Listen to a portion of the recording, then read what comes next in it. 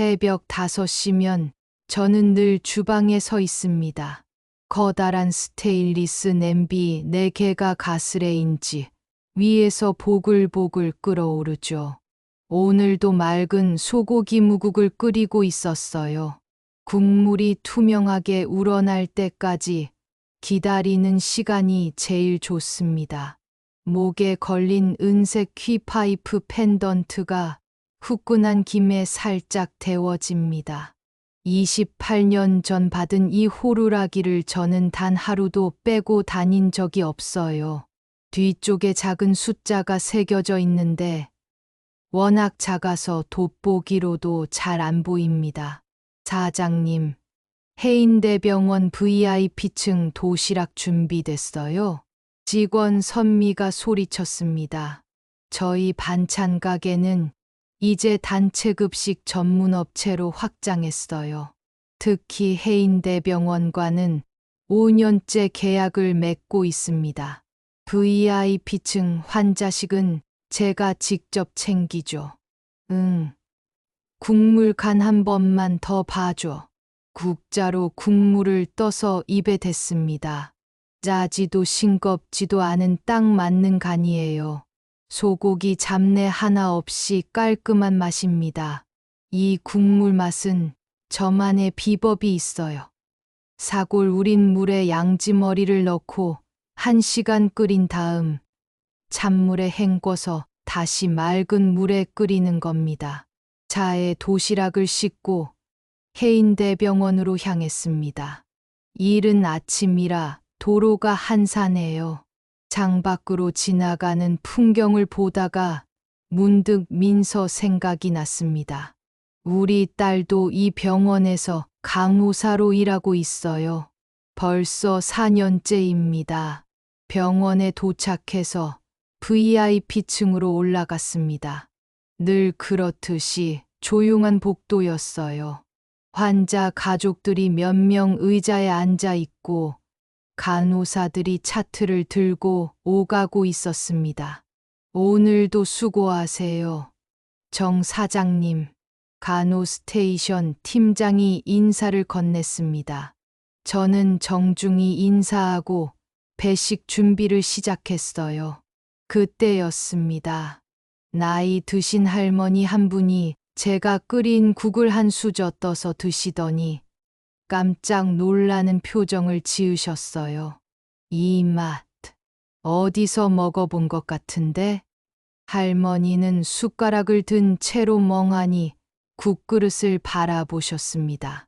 뭔가 깊이 생각하시는 것 같았어요. 그런데 곧 고개를 저으시며 다시 드시기 시작하셨습니다. 저는 그 모습을 보며 가슴이 뭉클했어요. 제 음식을 드시고 옛날을 떠올리시는 분을 볼 때마다 요리하는 보람을 느끼거든요. 음식은 단순히 배를 채우는 게 아니라 기억과 감정을 담아내는 것이니까요. 배식을 마치고 정리를 하는데 할머니가 다시 말씀하셨습니다. 사장님, 이 국 레시피가 특별한가요? 정말 맛있어요. 감사합니다. 오랫동안 연구한 저만의 비법이 있어요. 할머니는 고개를 끄덕이며 미소를 지으셨습니다. 그 미소가 왠지 따뜻해서 저도 덩달아 기분이 좋아졌어요. 병원에서 나와 차에 올라타니 벌써 오전 9시였습니다. 이제 가게로 돌아가서 점심 준비를 해야 해요. 하지만 운전대를 잡고 있는데 아까 그 할머니의 표정이 계속 떠올랐습니다. 뭔가 아는 맛이라는 듯한 표정이었는데 그게 단순히 맛있어서가 아닌 것 같았어요. 민서에게 전화를 걸었습니다. 엄마, 벌써 VIP층 배식 끝났어요? 응, 방금 나왔어. 너는 지금 어디야? 응급실 근무 중이에요. 오늘은 좀 바쁠 것 같아요. 민서의 목소리가 피곤해 보였습니다.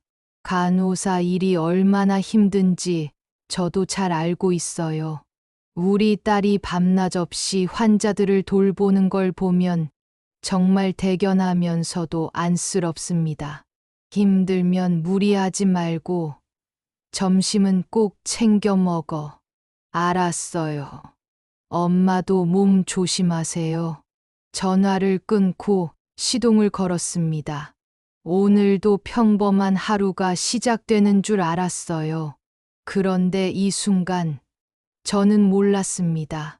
곧 제 인생이 완전히 뒤바뀔 거라는 걸. 22살이던 제게 겨울은 특별한 계절이었습니다. 포장마차에서 알바를 하며 하루하루 살아가던 시절이었어요. 비가 내리는 골목길에서 저는 그를 처음 만났습니다. 국물이 정말 맛있네요. 의대 본과생이라고 자신을 소개한 윤영석이 환하게 웃었습니다. 저보다 3살 많았지만 어린아이처럼 순수한 미소를 지었어요. 매일 밤 포장마차에 와서 라면을 시켜 먹으며 의학서를 펼쳐놓고 공부했습니다. 미소 씨, 이거 받아요. 어느 날 저녁, 형석이 작은 상자를 건넸어요. 열어보니 은색 퀴파이프 펜던트가 들어있었습니다. 호루라기예요. 왜 이런 걸?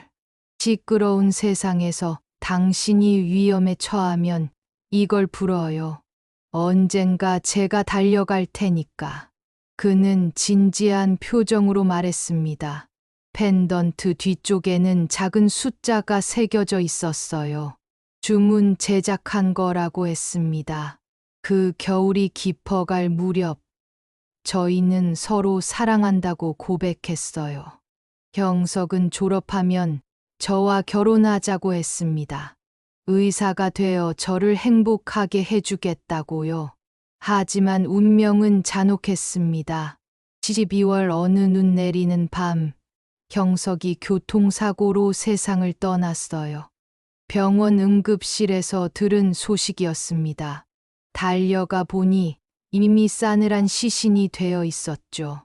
장례식장에서 저는 멀찍이 서 있을 수밖에 없었어요. 의사 가문의 장례식장에 포장마차 알바생이 끼어들 수 없었거든요. 형석의 부모님이 오열하시는 모습을 바라보며 저도 눈물을 흘렸습니다. 그런데 장례식이 끝나고 한 달쯤 뒤에 제가 임신했다는 걸 알았어요. 병원에서 검사 결과를 받아든 순간 손이 덜덜 떨렸습니다. 형석의 아이였어요. 아이를 지울까 고민했습니다. 혼자서 어떻게 키우나 싶었어요. 하지만 밤마다 형석 생각이 났습니다. 살아있는 그의 일부가 제 뱃속에 있다는 게 신기하면서도 소중했어요. 형석 씨, 우리 아이 꼭 낳을게요. 목에 걸린 휘파이프 펜던트를 만지며 다짐했습니다. 그때부터 저는 이 펜던트를 단 하루도 빼고 다니지 않았어요. 형석과의 약속이니까요. 포장마차 일을 그만두고 다른 알바를 찾아다녔습니다. 임신한 몸으로 일할 곳을 구하기가 쉽지 않았어요. 그래도 포기하지 않았습니다. 뱃속의 아이를 위해서라도 열심히 살아야 했거든요.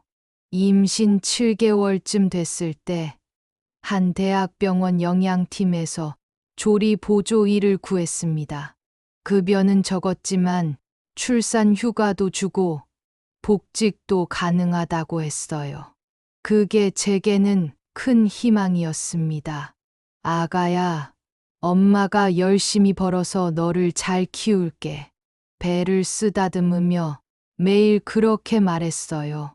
형석이 죽고 나서 세상이 무너진 것 같았는데 아이가 생기니까 다시 살아갈 이유가 생겼습니다. 1998년 봄, 딸 민서를 낳았어요. 형석을 닮아서 보조개가 깊게 패인 아이였습니다. 처음 울음소리를 들었을 때 정말 신기했어요. 이 세상에 저와 피를 나눈 가족이 생긴 거잖아요.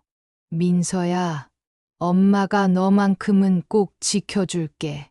아이를 품에 안고 그렇게 약속했습니다. 경석은 떠났지만 그의 유산인 민서만큼은 제가 책임지고 키우겠다고 다짐했어요. 그때부터 저희 진짜 인생이 시작됐습니다. 싱글맘으로 살아가는 일이 쉽지는 않았지만 민서가 있어서 견딜 수 있었어요. 경석이 남겨준 가장 큰 선물이었으니까요. 민서와 둘이서 살던 허름한 월세방 기억이 생생합니다. 아이 젖병을 끓이면서 옆에서 저도 작은 냄비에 국을 끓였어요. 경석이 생전에 좋아했던 맑은 소고기 무국을 계속 연습했습니다. 맛이 좀 이상해. 혼자 떠먹어보며 중얼거렸어요. 경석이 알려준 비법이 있었는데 제가 만들면 왜 그 맛이 안 날까요? 소고기를 우려낸 국물에 물을 넣고 끓이는 건 같은데 뭔가 부족했습니다. 민서가 돌이 지나면서부터 이유식 대신 제가 끓인 국물을 먹여봤어요. 물개에서 숟가락으로 조금씩요. 신기하게도 민서가 잘 먹었습니다. 다른 음식은 뱉어내면서도 이 국물만큼은 좋아했어요. 우리 딸이 엄마 음식 맛을 아는구나. 그런 민서를 보며 뿌듯했습니다. 아이와 저 둘만의 작은 식탁이었지만 충분히 행복했어요. 병원 영양팀 조리 보조로 일하면서 많은 걸 배웠습니다. 환자식을 만드는 일이라 위생이 무엇보다 중요했어요. 손 씻기부터 시작해서 모든 과정이 까다로웠습니다. 하지만 저는 성실하게 해냈어요. 정미소 씨, 칼질이 정말 빨라졌네. 선배 조리사들이 칭찬해 주셨습니다. 처음엔 서툴렀지만 연습하고 또 연습했거든요. 집에서도 민서, 이유식 만들면서 칼질 연습을 했습니다. 무엇보다 국 끓이는 실력이 늘었어요. 환자들 식단에 맑은 국이 자주 들어갔거든요. 멸치 국물, 북어 국물, 소고기 국물까지. 각각 다른 맛을 내는 비법을 하나씩 익혀갔습니다. 민서는 제가 일하는 동안 어린이집에 맡겨뒀어요. 퇴근하고 데리러 가면 항상 저를 향해 달려왔습니다. 그 모습이 너무 사랑스러웠어요. 엄마, 오늘 뭐 해줄 거야? 3살이 된 민서가 물었습니다. 아이는 제가 끓인 국을 특히 좋아했어요. 다른 반찬은 가려서 먹어도 국만큼은 늘 다 먹었습니다. 오늘은 소고기 무국 끓여줄게. 민서가 제일 좋아하는 거. 와, 좋아. 민서가 박수를 쳤습니다. 그런 딸을 보며 저도 웃음이 났어요. 아이가 제 음식을 좋아하니까 요리하는 재미가 있었습니다. 5년쯤 일하니까 조리장으로 승진했어요. 급여도 오르고 업무 환경도 나아졌습니다. 민서도 초등학교에 들어갔고요. 우리 모녀의 생활이 안정되기 시작했습니다. 엄마는 일 잘한다고 칭찬받았어? 민서가 물었습니다. 아이는 항상 제 일에 관심이 많았어요. 엄마가 힘들어하는 걸 보면서도 응원해 주려고 했습니다. 응. 엄마가 만든 국이 맛있다고 환자분들이 좋아하셔. 그럼 민서도 엄마처럼 요리 배울래. 민서는 더 멋진 일 하면 돼. 엄마가 뒷바라지 해줄 테니까. 저는 민서만큼은 제가 겪은 고생을 시키고 싶지 않았어요. 공부 잘해서 좋은 직업을 갖기를 바랐습니다. 민서는 정말 착한 아이로 자랐어요. 엄마가 늦게 들어와도 혼자서 숙제하고 기다렸습니다. 가끔 제가 야근할 때면 이웃집 할머니가 돌봐주셨는데 한 번도 때를 부리지 않았어요. 엄마, 고생 많아. 초등학교 고학년이 된 민서가 어깨를 주물러 줬습니다. 어린아이가 벌써 어른스러워 보였어요. 혼자 키운다고 고생이 많았는데 민서가 이렇게 잘 자라줘서 고마웠습니다. 그런 민서를 보면 형석 생각이 났어요. 딸의 보조개며 밥 먹기 전에 물부터 마시는 습관까지 형석을 닮은 게 많았거든요. 물론 민서는 자기 아빠가 누군지 모릅니다. 그냥 엄마 혼자 키운다고만 알고 있어요. 형석 씨, 우리 딸 정말 예쁘게 자라고 있어요. 밤마다 휘파이프 펜던트를 쓰다듬으며 그렇게 중얼거렸습니다. 형석이 살아있다면 민서를 보고 얼마나 기뻐했을까요? 하지만 현실은 현실이었어요. 저는 민서의 엄마이자 아빠 역할을 다 해야 했습니다. 그래도 후회하지 않았어요. 민서가 있어서 매일이 행복했으니까요. 민서가 간호대학을 졸업하고 해인대병원에 취직했을 때 정말 기뻤습니다. 제가 5년째 급식 납품하는 바로 그 병원이에요. 우리 모녀가 같은 곳에서 일하게 된 거죠.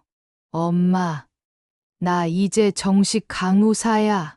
민서가 하얀 가운을 입고 환하게 웃었습니다. 23의 딸이 제 품에서 벗어나 당당한 직업인이 된 거예요. 얼마나 자랑스러웠는지 몰라요. 우리 민서, 정말 대견하다. 저는 딸을 꼭 안아줬습니다. 혼자 키운 아이가 이렇게 훌륭하게 자란 게 꿈만 같았어요. 민서는 응급실에 배치됐습니다. 힘든 부서라고 했지만 본인이 원했던 곳이에요. 환자들을 직접 돌보는 일이 하고 싶다고 했거든요. 그런 딸이 기특했습니다. 저는 여전히 새벽마다 음식을 준비해서 VIP층에 납품했어요. 가끔 복도에서 민서를 마주칠 때가 있었는데 그럴 때마다 가슴이 뿌듯했습니다. 엄마는 환자들 밥을 챙기고 딸은 환자들 건강을 돌보고 좋은 일을 함께 하고 있는 기분이었어요. 그런데 1년쯤 지나서 민서가 연애를 시작했습니다. 엄마, 소개할 사람이 있어. 민서가 수줍게 말했어요. 같은 병원 흉부외과 레지던트라고 했습니다. 한도윤이라는 청년이었어요. 처음 만났을 때 인상이 좋았어요. 키도 크고 예의 바른 청년이었습니다. 무엇보다 민서를 보는 눈빛이 따뜻했어요. 어머님, 안녕하세요. 한도윤입니다. 민서가 많이 얘기했어요. 반가워요. 도윤은 생각보다 소탈했습니다. 의사라고 거드름을 피우지 않고 저에게도 정중했어요. 민서 음식 솜씨를 자랑하면서 제가 가르쳐 줬다고 하니까 제 요리 실력까지 칭찬해 줬습니다. 민서가 끓인 국이 정말 맛있더라고요. 어머님께 배웠다고 하던데 민서가 어릴 때부터 제 요리를 좋아했어요. 그런 대화를 나누며 도윤이 마음에 들었어요. 무엇보다 민서를 진심으로 아끼는 게 보였거든요. 하지만 문제는 도윤의 어머니였습니다. 한미정이라는 분이 성형외과 원장이었어요. 그분을 처음 만났을 때부터 뭔가 불편한 기운을 느꼈습니다. 저를 보는 시선이 곱지 않았거든요. 도윤이 어머니는 뭘 하시는지? 반찬 가게 운영하면서 병원 급식 납품업을 해요. 아, 그러시는구나. 한미정의 표정이 미묘하게 변했어요. 뭔가 못마땅하다는 듯한 표정이었습니다. 그때는 별로 신경 쓰지 않았는데 나중에 생각해 보니 그때부터 불씨가 시작된 것 같아요. 민서와 도윤의 연애는 순조롭게 진행됐습니다. 둘이서 데이트하고 함께 시간을 보내는 모습이 보기 좋았어요. 민서도 행복해 보였고요. 그런데 가끔 민서가 우울한 표정을 지을 때가 있었습니다. 무슨 일 있어? 아니야. 그냥 병원 일이 좀 힘들어서. 민서는 그렇게 말했지만 뭔가 다른 것 같았어요. 나중에야 알았지만 도윤의 어머니가 은근히 압박을 가하고 있었던 거더라고요. VIP층 납품을 가면서 간혹 오경숙 이사장을 뵐 때가 있었습니다. 나이 드신 분인데 항상 점잖으시고 인자해 보였어요. 제가 끓인 국을 드시고는 꼭 한마디씩 하셨거든요. 오늘 국이 특히 맛있네요. 감사합니다. 그런 인사를 주고받을 때마다 기분이 좋았어요. VIP층 환자분들과 보호자분들이 제 음식을 맛있게 드시는 걸 보면 보람을 느꼈거든요. 특히 오경숙 이사장은 제가 끓인 맑은 소고기 무국을 유달리 좋아하셨어요. 다른 음식은 조금씩 드시는데 그 국만큼은 늘 깨끗하게 비우셨습니다. 어느 날은 제 이름까지 물어보셨어요. 요리하시는 분 성함이 어떻게 되시나요? 정미소입니다. 정미소. 좋은 이름이네요. 오경숙 이사장이 제 이름을 되뇌며 고개를 끄덕이셨습니다. 그때는 단순히 친절하신 분이라고 생각했어요. 설마 그분이 나중에 제 인생을 바꿔놓을 분일 줄은 몰랐죠. 그 일이 일어난 건 평범한 어느 목요일 오후였습니다. 민서가 점심시간에 구내식당에서 밥을 먹고 있다고 연락이 왔어요. 마침 납품 마무리를 하던 참이라 잠깐 들러서 인사라도 하려고 했습니다. 구내식당은 평소보다 사람이 많았어요. 점심시간이 조금 지났는데도 의료진들과 환자 보호자들로 북적였습니다. 민서를 찾아 둘러보는데 갑자기 큰 목소리가 들렸어요. 이게 말이 돼요? 급식 조리사 주제의 의사 집안의 감히? 순간 식당 안이 조용해졌습니다. 모든 사람들의 시선이 한 곳으로 집중됐어요. 목소리가 들린 쪽을 보니 한미정이 서 있었습니다. 그리고 그 앞에는 고개를 숙이고 앉아 있는 민서가 보였어요. 간호사 딸이면 같은 급길이나 만나지. 의대 나온 집안에 끼어들려고 해? 한미정의 목소리가 점점 커졌습니다. 주변 사람들이 다 쳐다보는데도 전혀 신경 쓰지 않았어요. 민서는 고개를 들지 못하고 있었습니다. 저는 다리에 힘이 빠지는 걸 느꼈어요. 하지만 우리 딸이 저런 모욕을 당하고 있는데 가만히 있을 수는 없었습니다. 실례지만 뭔 일이신지? 저는 최대한 침착한 목소리로 말했습니다. 한미정이 저를 쳐다봤어요. 그 눈빛이 차갑기 그지없었습니다. 아, 당신이 그 급식 조리사 어머니군요. 한미정이 저를 위아래로 훑어봤습니다. 마치 벌레라도 보는 듯한 시선이었어요. 주변에 있던 사람들도 수군거리기 시작했습니다. 우리 집 아들이 뭘 모르고 그러는데 신분을 생각해서 적당히 하세요. 신분이요? 제가 되물었습니다. 가슴이 뜨거워지는 걸 느꼈어요. 하지만 여기서 감정을 드러내면 민서만 더 곤란해질 것 같았습니다. 의사 집안에 급식실 직원이 끼어들겠다는 게 말이 됩니까? 간호사면 간호사끼리, 의사면 의사끼리 만나야죠. 한미정의 목소리가 식당 전체에 울려 퍼졌습니다. 계산대에서 일하던 직원들까지 이쪽을 쳐다봤어요. 저는 얼굴이 화끈거리는 걸 느꼈습니다. 엄마, 그만해요. 민서가 떨리는 목소리로 말했습니다. 아이의 눈에 눈물이 고여 있었어요. 그 모습을 보니 가슴이 찢어질 것 같았습니다. 민서야, 괜찮아.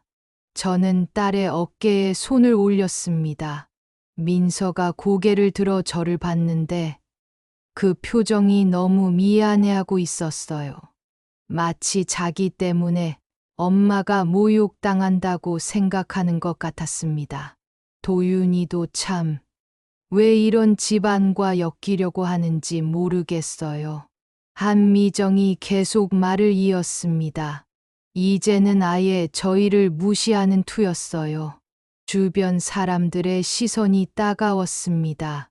어떤 이는 동정하는 눈빛이었고, 어떤 이는 구경거리를 보듯 했어요. 저는 깊게 숨을 들이마셨습니다. 여기서 대판 싸우고 싶었지만 그럴 수 없었어요. 민서가 이 병원에서 계속 일해야 하는데 제가 문제를 키우면 딸만 피해를 볼 테니까요. 죄송합니다. 저는 고개를 숙여 인사했습니다. 한미정이 만족스러운 표정을 지었어요. 승리한 것처럼 보였습니다. 민서가 자리에서 일어났습니다. 트레이를 들고 계산대로 향했는데 음식을 거의 먹지 못했더라고요. 저도 따라가서 계산을 도와줬습니다. 계산대에서 일하는 아주머니가 작은 목소리로 말했어요. 너무 심하네요. 저 사람. 여기서 저렇게 큰 소리 치면 어떡해요. 그 말에 위로가 됐습니다. 모든 사람이 저희를 이상하게 보는 건 아니구나 싶었어요. 식당을 나와서 민서와 함께 걸었습니다. 딸은 계속 고개를 숙이고 있었어요. 민서야, 엄마는 괜찮아. 미안해요. 엄마, 쟤 때문에. 무슨 소리야. 내가 뭘 잘못했다고. 저는 민서를 꼭 안아줬습니다. 딸의 어깨가 떨리고 있었어요.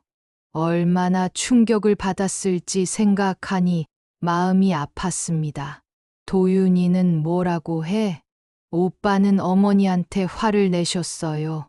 앞으로 그런 말 하지 말라고. 다행이네. 적어도 도윤은 편견이 없다는 걸 알 수 있었어요. 하지만 문제는 한미정이었습니다.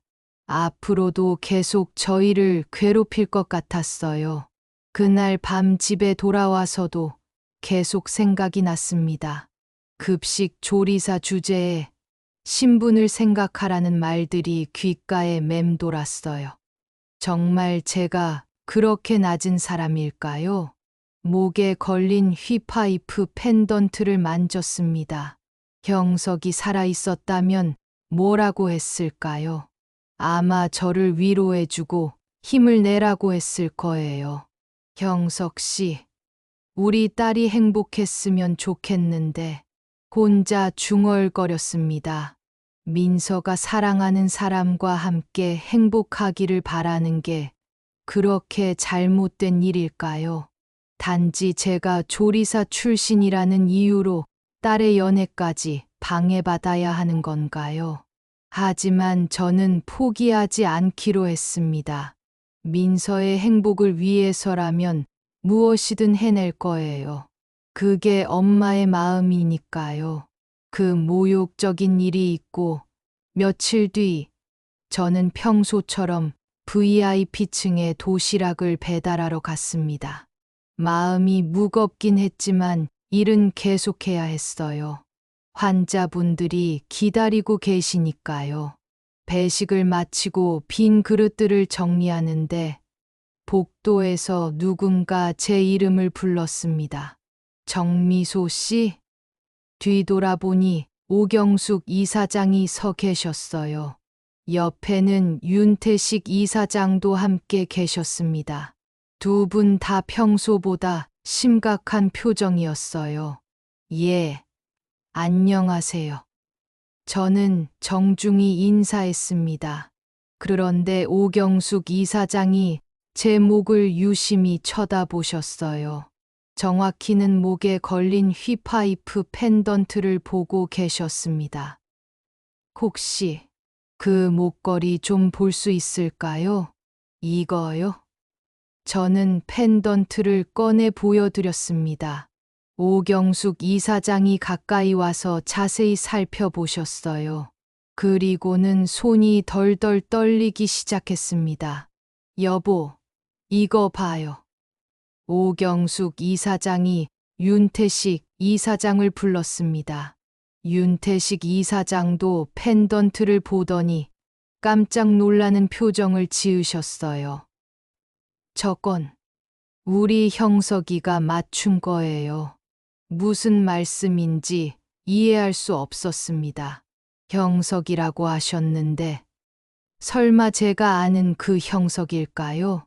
뒤쪽에 각인된 숫자가 있을 텐데 혹시 볼 수 있을까요? 저는 펜던트를 뒤집어서 보여드렸습니다. 아주 작은 숫자가 새겨져 있었는데 이제까지 별로 신경 쓰지 않았던 부분이에요. 맞아요. 이 번호예요. 윤태식 이사장이 조용히 말씀하셨습니다. 두 분의 눈에 눈물이 고이기 시작했어요. 그때 복도 끝에서 한미정이 나타났습니다. 아마 도윤을 만나러 온 것 같았어요.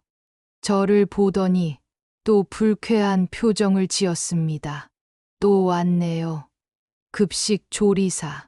한미정이 비아냥거리며 말했습니다. 며칠 전 일로 자신감이 생긴 것 같았어요. 그런데 오경숙 이사장이 갑자기 한미정을 향해 돌아섰습니다. 지금 뭐라고 하신 거예요? 아, 이사장님. 안녕하세요. 한미정이 당황하며 인사했습니다. 이사장님들 앞에서는 다른 사람이 된 것 같았어요. 급식 조리사라고 하셨나요? 이분을 그렇게 부르신 거예요? 오경숙 이사장의 목소리가 차가웠습니다. 한미정이 뭔가 잘못됐다는 걸 눈치챈 것 같았어요. 그게 실제로 그런 일을 하시니까 의사가 벼슬이에요. 환자들 보는 곳에서 남을 모욕하는 게 의사가 할 일입니까? 오경숙 이사장이 단호하게 말씀하셨습니다. 윤태식 이사장도 고개를 끄덕이며 동조하셨어요. 다시 한번 이런 일이 있으면 형사고발하겠습니다. 병원 명예에도 먹칠하는 일이고요. 한미정의 얼굴이 창백해졌습니다. 이사장님들이 왜 갑자기 저를 두둔하시는지 이해할 수 없다는 표정이었어요. 저도 마찬가지로 상황을 파악할 수 없었습니다. 분명히 좋은 일인 것 같은데 왜 이런 일이 벌어지는 건지 알 수가 없었어요. 정미소 씨, 잠깐 사무실로 오시겠어요? 할 말이 있습니다. 윤태식 이사장이 정중하게 말씀하셨습니다. 저는 고개를 끄덕이고 따라갔어요. 사무실로 가는 길에 한미정이 뒤따라왔습니다. 그런데 오경숙 이사장이 돌아서서 말씀하셨어요. 한 선생님은 가보세요. 이건 사적인 일이니까. 한미정이 어쩔 수 없이 돌아갔습니다.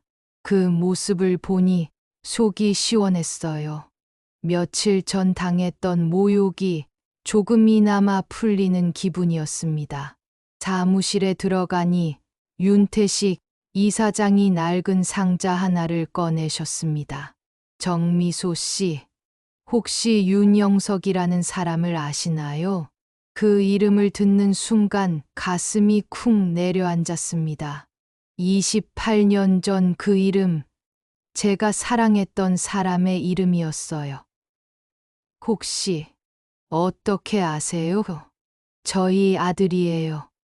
의대생이었는데 1997년의 교통사고로 윤태식 이사장의 목소리가 떨렸습니다. 그제야 모든 퍼즐이 맞춰지기 시작했어요. 경석의 부모님이 바로 이분들이었던 거예요. 그럼 민서는 경석이의 아이겠군요. 오경숙 이사장이 조용히 말씀하셨습니다.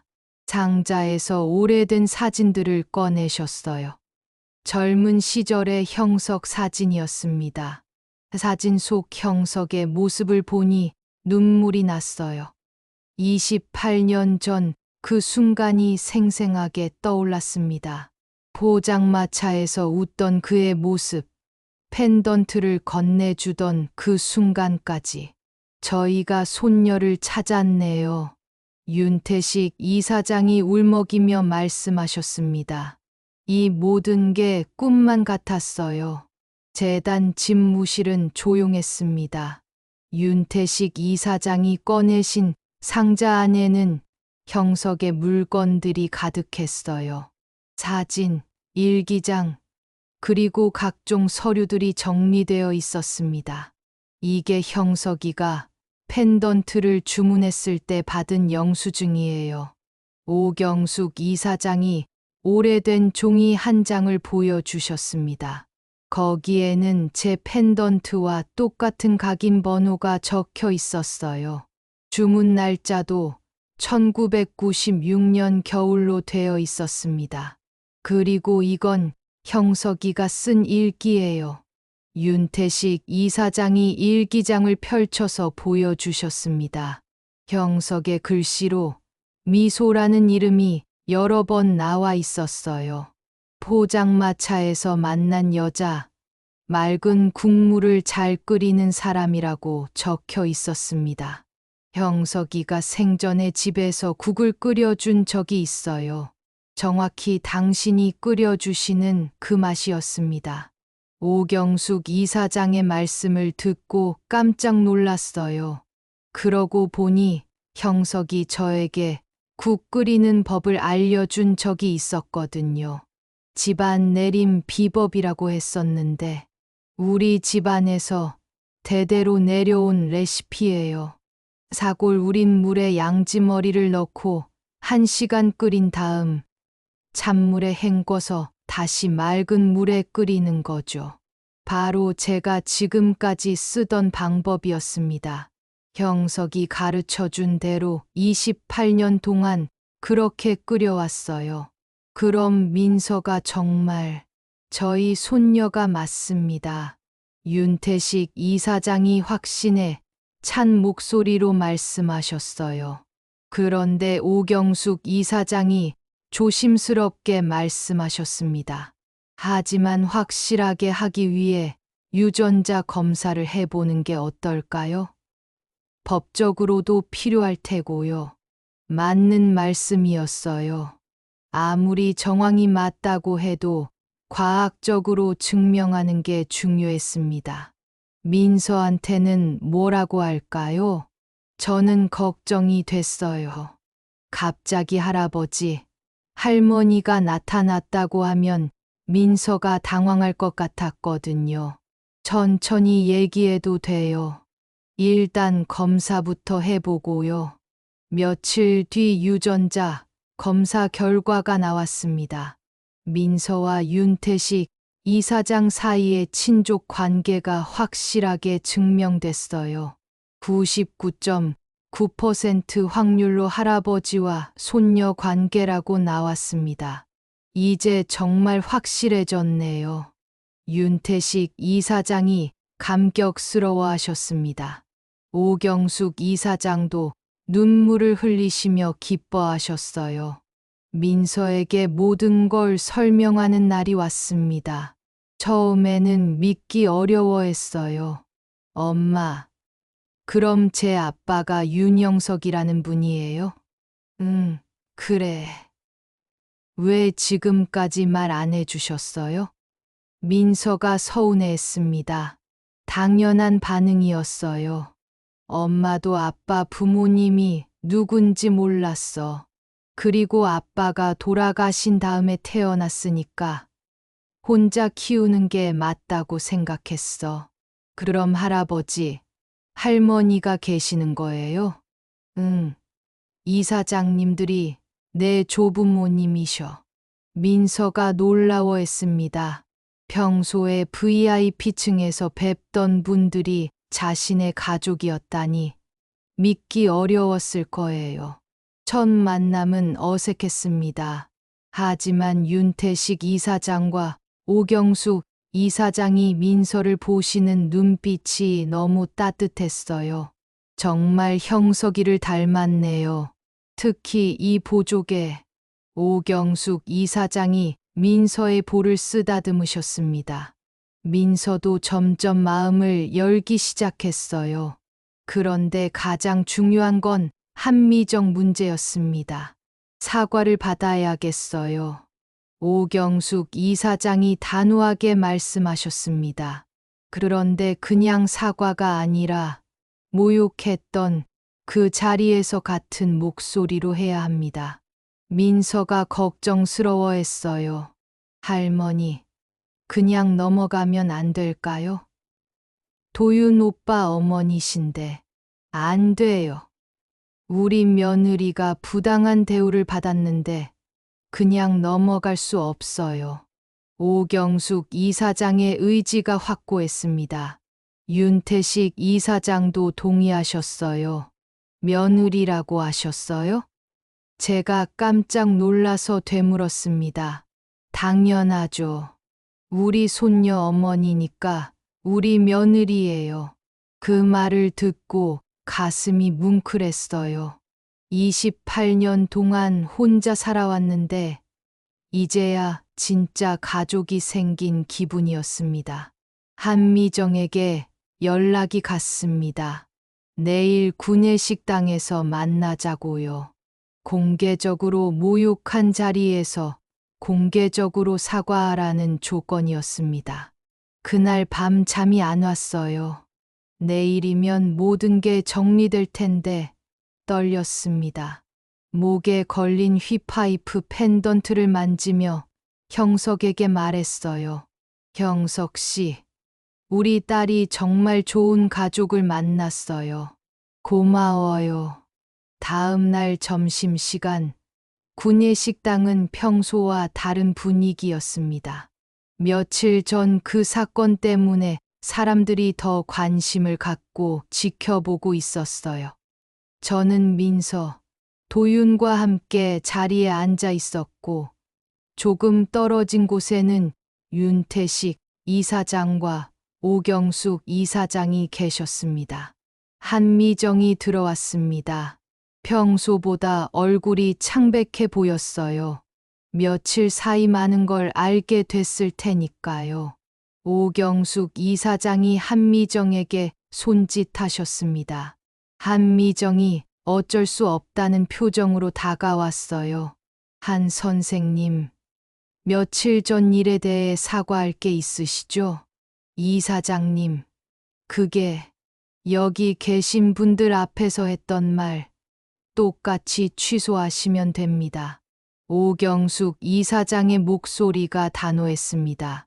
주변 테이블에 앉은 사람들도 이쪽을 쳐다보기 시작했어요. 한미정이 저를 바라봤습니다. 그 눈빛에 복잡한 감정이 섞여 있었어요. 분노, 당황, 그리고 조금의 미안함까지. 정미소 씨. 한미정이 작은 목소리로 시작했습니다. 좀 더 큰 소리로 해주세요. 모욕할 때는 목소리가 컸는데 오경숙 이사장이 날카롭게 말씀하셨어요. 정미소 씨, 죄송합니다. 한미정이 목소리를 높였습니다. 식당이 조용해졌어요. 며칠 전에 제가 부적절한 말씀을 드렸습니다.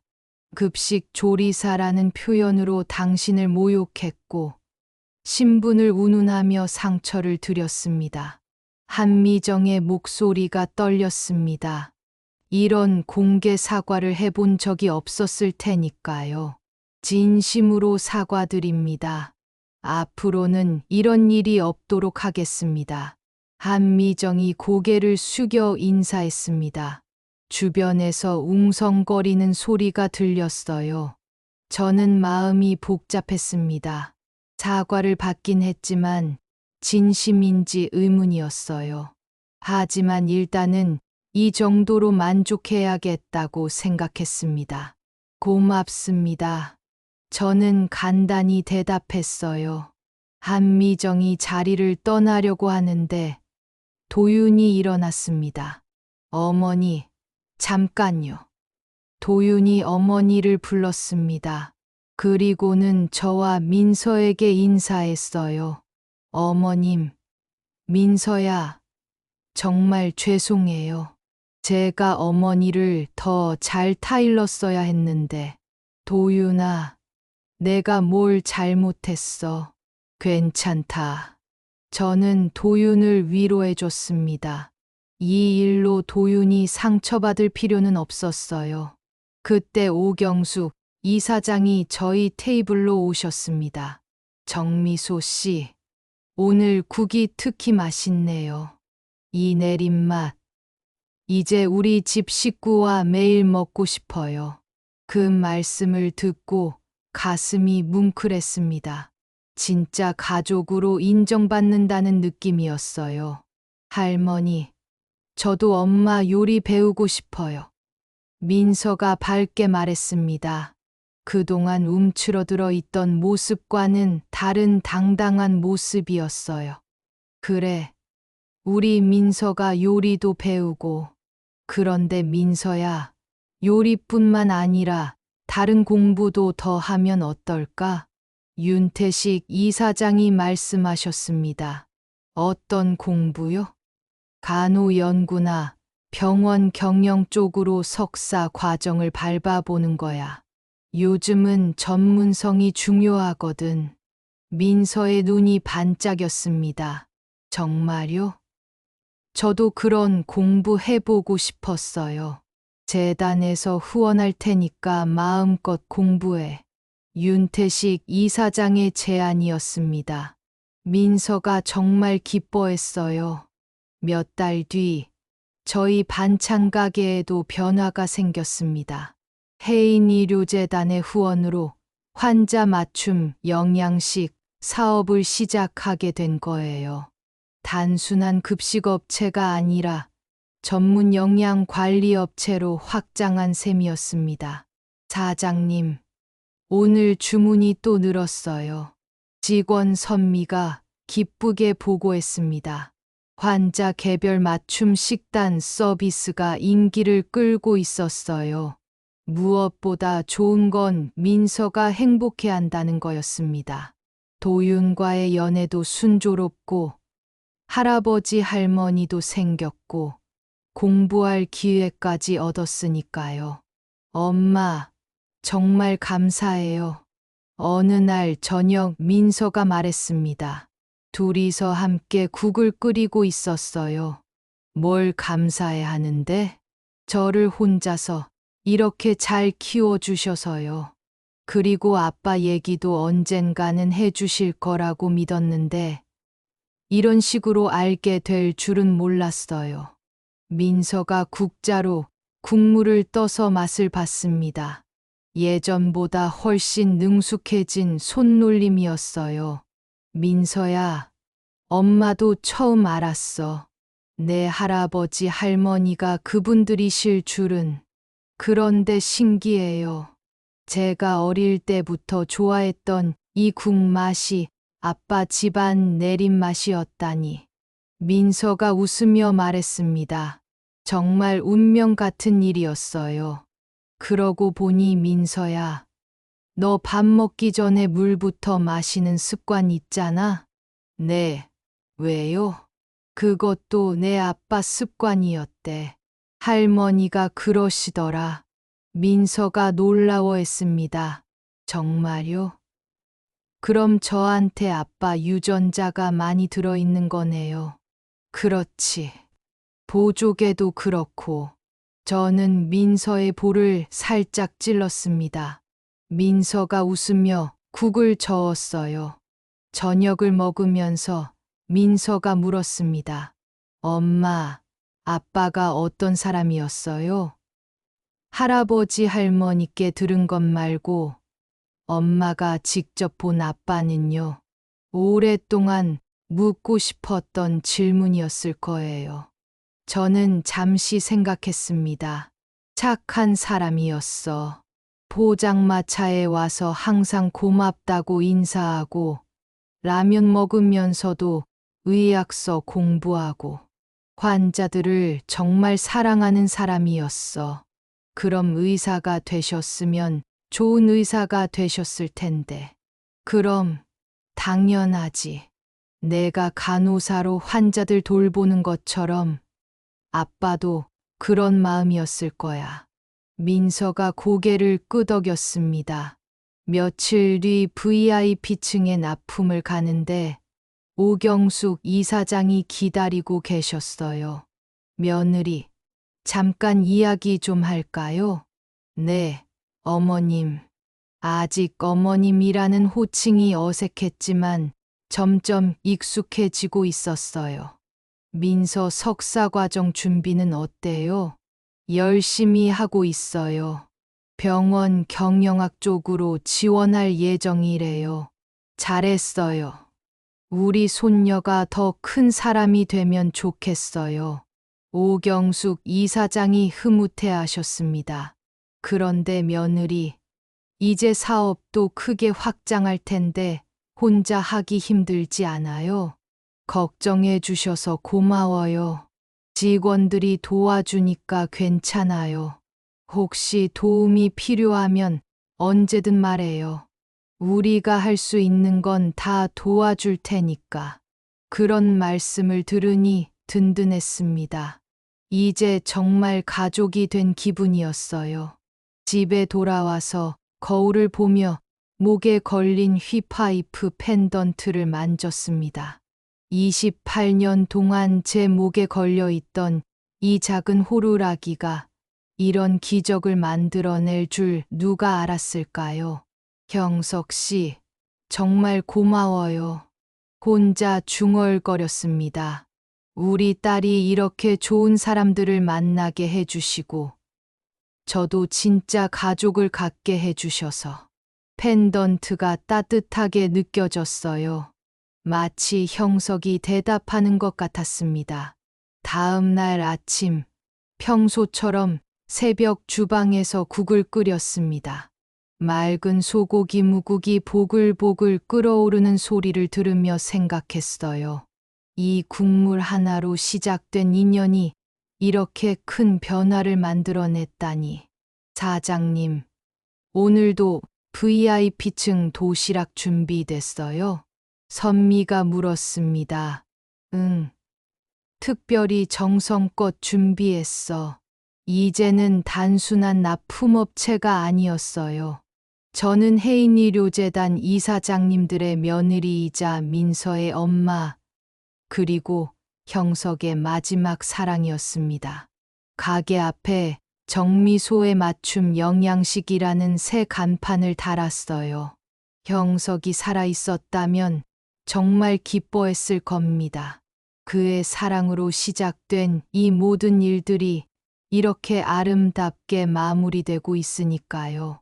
목에 걸린 휘파이프 펜던트를 한 번 더 만지며 미소를 지었습니다. 이제 정말 새로운 시작이었어요.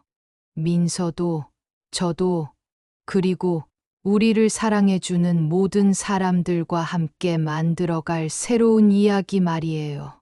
오늘 영상은 여기까지입니다.